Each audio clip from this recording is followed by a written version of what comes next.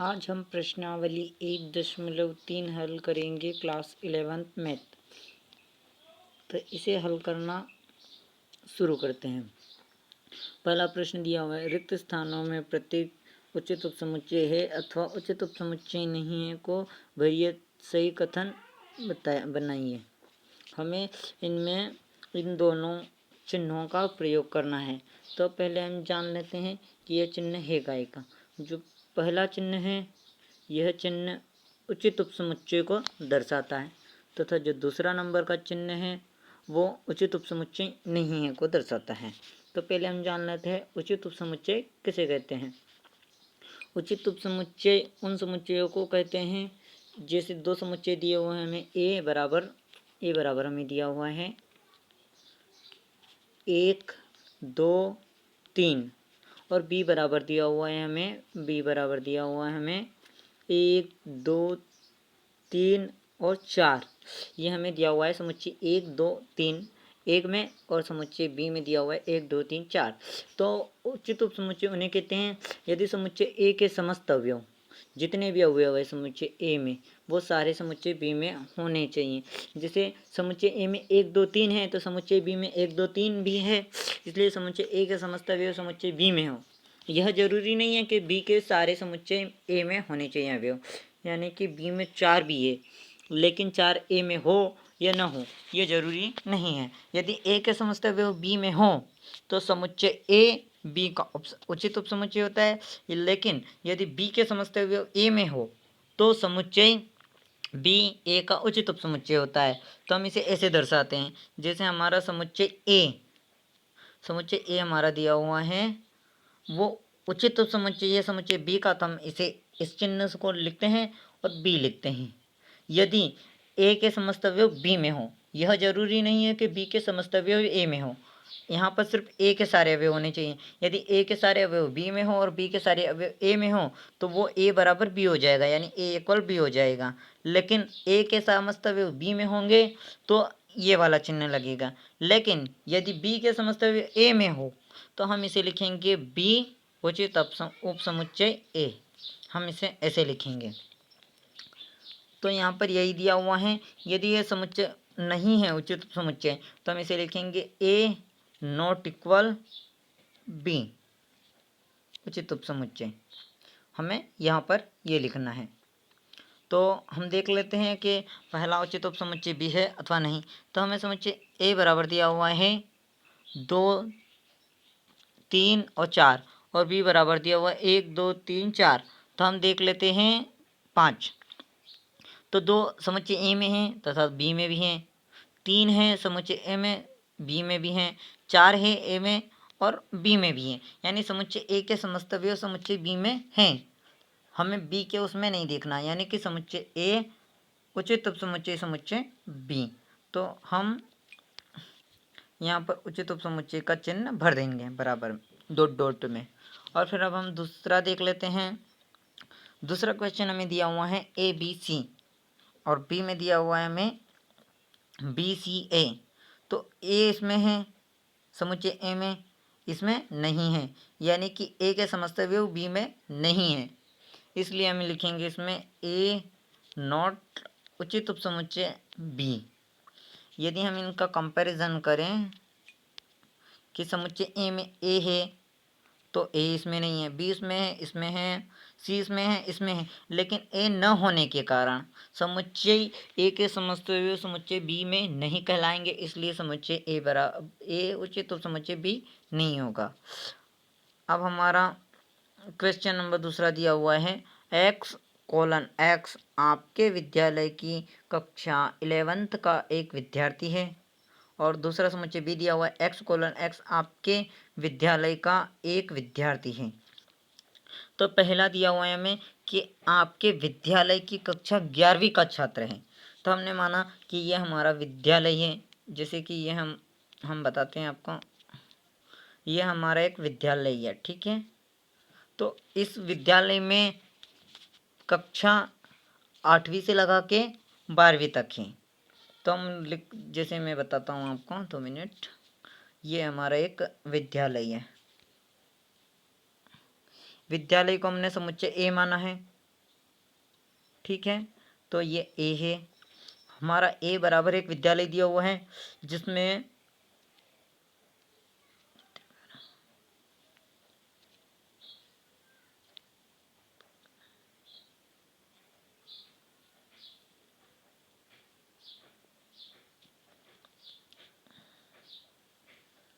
बारहवीं, 11वीं, 10वीं, 8वीं, 7वीं और 6वीं, 5वीं, 4थी और तीसरी, यानी कि इस विद्यालय में कक्षा 3 से तो 12वीं तक के स्कूल है। मतलब कि इस विद्यालय में कक्षा 3 से लगाकर 12वीं तक पढ़ाया जाता है।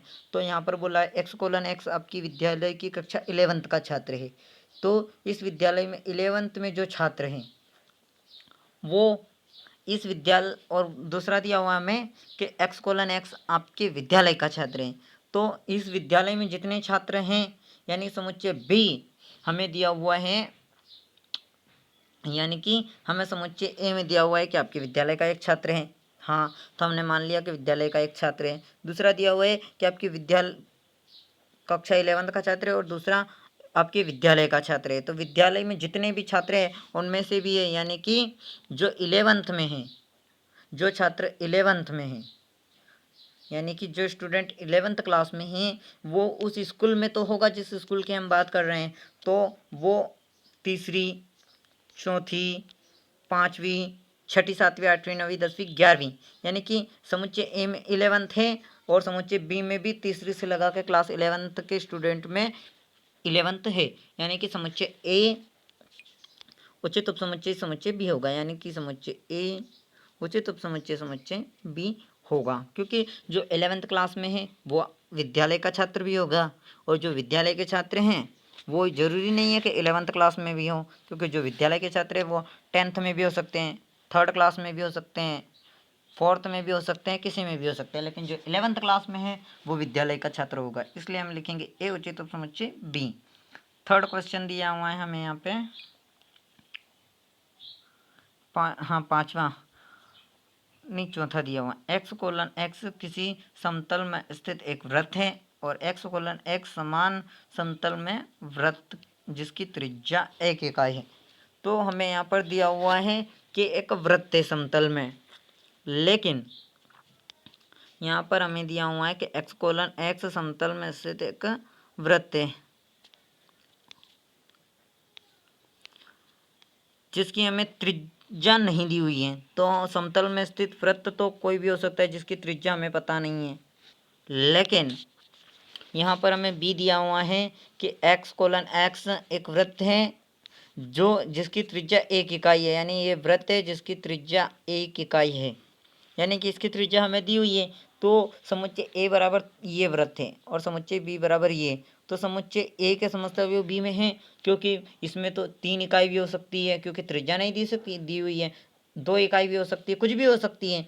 तो समुच्चय ए के समस्त अवयव समुच्चय बी में नहीं है। यदि ऐसा होता, ये उल्टा होता कि समुच्चय बी के समस्त अवयव ए में हो तो होता, क्योंकि इन इकाइयों में ये इसकी 1 इकाई जरूर होती, इसलिए ये इक्वल नॉट बी होगा। तो हम इसे लिखेंगे समुच्चय ए उचित अपसमुच्चय नहीं है, समुच्चय बी। फिर हमें 5वां क्वेश्चन दिया हुआ है, x:x किसी समतल में स्थित एक त्रिभुज है। x:x किसी समतल में स्थित एक आयत है। तो त्रिभुज कभी आयत नहीं हो सकता, यानी कि हमें a बराबर दिया हुआ है, समुच्चय a बराबर एक त्रिभुज है और b बराबर हमें दिया हुआ है कि एक आयत है। तो त्रिभुज आयत में उपस्थित होगा, यानी समुच्चय ए का अवयव समुच्चय बी में है तो नहीं है, क्योंकि बी में तो आयत है, इसलिए यहाँ पर भी आएगा समुच्चय ए नॉट उचित उपसमुच्चय बी। 6वां क्वेश्चन दिया हुआ है हमें, x:x किसी समतल में एक समबाहु त्रिभुज है और x:x समतल में एक स्थित एक त्रिभुज है, यानी कि हमें समुच्चय ए बराबर दिया हुआ है, समुच्चय ए बराबर दिया हुआ है कि एक त्रिभुज है। तो त्रिभुज समकोण त्रिभुज भी हो सकता है, बताया नहीं है हमें, तो ये समकोण त्रिभुज भी हो सकता है, समबाहु त्रिभुज भी हो सकता है, समद्विबाहु त्रिभुज भी हो सकता है और बहुत सारे त्रिभुज हो सकता है समुच्चय ए में, क्योंकि वहाँ पर बताया नहीं है न्यून बहुत सारे त्रिभुज है। अब अगला दिया हुआ है हमें यहाँ पे समुच्चय बी बराबर के एक सॉरी गलत हो गया, ये समुच्चय बी की अवयव है, क्योंकि यहाँ पर बोला है कि x:x समतल में स्थित एक समबाहु त्रिभुज है, यानी कि a बराबर हमें दिया हुआ है समबाहु त्रिभुज,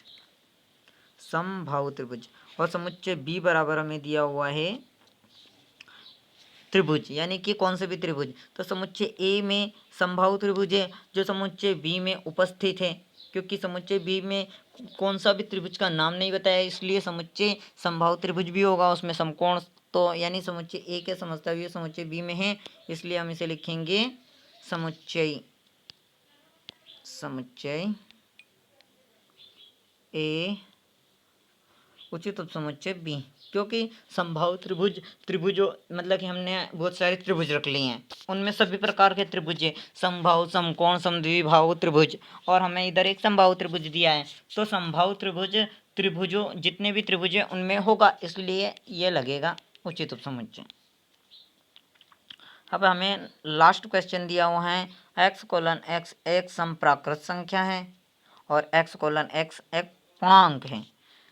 तो पूर्णांक क्यों कौन कौन से होते हैं और प्राकृत संख्या कौन कौन सी होती है। सम संख्या जिनमें 2 का भाग जाए, तो सम प्राकृत संख्या 2, 4, 6 और अनंत।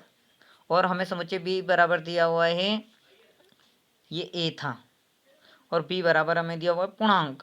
तो पूर्णांक तो धनात्मक, ऋणात्मक और शून्य होते हैं, तो हम ऋण 1, 0, फिर 1, 2, 3, 4, 5 बहुत सारे ले सकते हैं अनंत तक।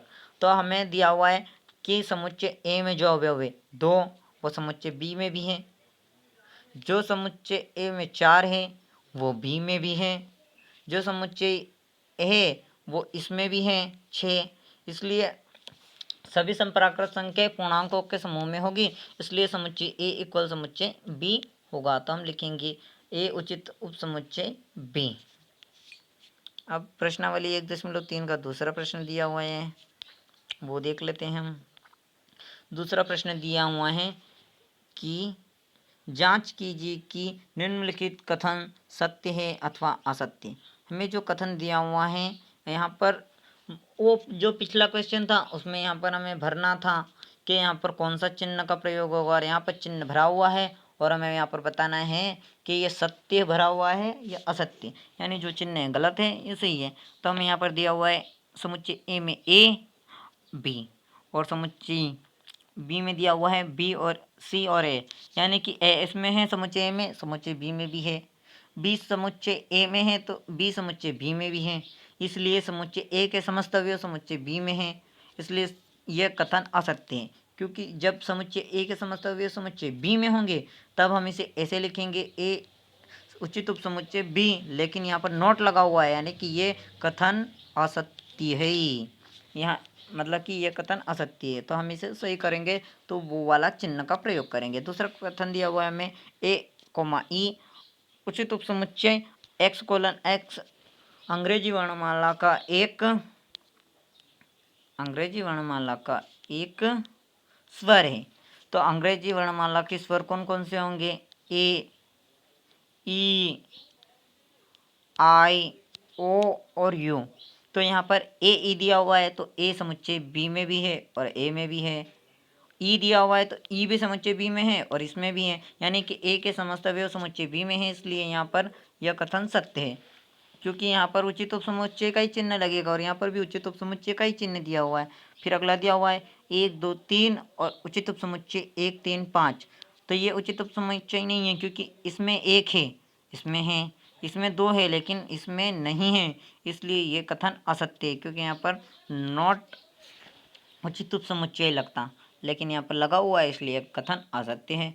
फिर अगला क्वेश्चन दिया हुआ है हमें ए उचित उपसमुच्चय ए बी सी। ये उचित उपसमुच्चय है क्योंकि समुच्चय ए में ए है लेकिन समुच्चय बी में ए भी है, इसलिए यह कथन सत्य है, क्योंकि ए यहाँ है, ए यहाँ है, यानी कि ए के समस्त अवयव बी में है, इसलिए यह कथन सत्य है। फिर अगला क्वेश्चन हमें दिया हुआ है यहाँ पे ए सदस्य, ये चिन्ह सदस्यता को दर्शाता है कि ए समुच्चय ए में जो अवयव है वो समुच्चय बी का सदस्य है अथवा नहीं है। यानी कि हम इसे यहाँ पर बताते हैं। जैसे कि हमारा एक समुच्चय ए दिया हुआ है जिसमें 1, 2, 3 ये सदस्य हैं, हमें यह दिया हुआ है। लेकिन यदि हमें इसमें से कोई सदस्य को दर्शाना हो, जैसे कि 3 समुच्चय ए का सदस्य है, तो हम इसे लिखेंगे 3 सदस्य है समुच्चय ए का, हम इसे ऐसे लिखेंगे। यह सदस्यता को दर्शाता है। लेकिन यहाँ उप समुच्चय को दर्शाना है तो यहाँ पर यह गलत चिन्ह भरा हुआ है, क्योंकि यहाँ पर ये वाला होना था, इसलिए यह गलत है। फिर अगला प्रश्न दिया हुआ है हमें, अगला प्रश्न हमें दिया हुआ है यहाँ पे x: संख्या 6 से कम एक सम प्राकृत संख्या है। उचित उपसमुच्चय x: एक प्राकृत संख्या है। तो सम प्राकृत संख्या प्राकृत संख्याओं के समुच्चय में होगी, इसलिए यह वहाँ पर यह कथन सत्य है। फिर अगला प्रश्न दिया हुआ है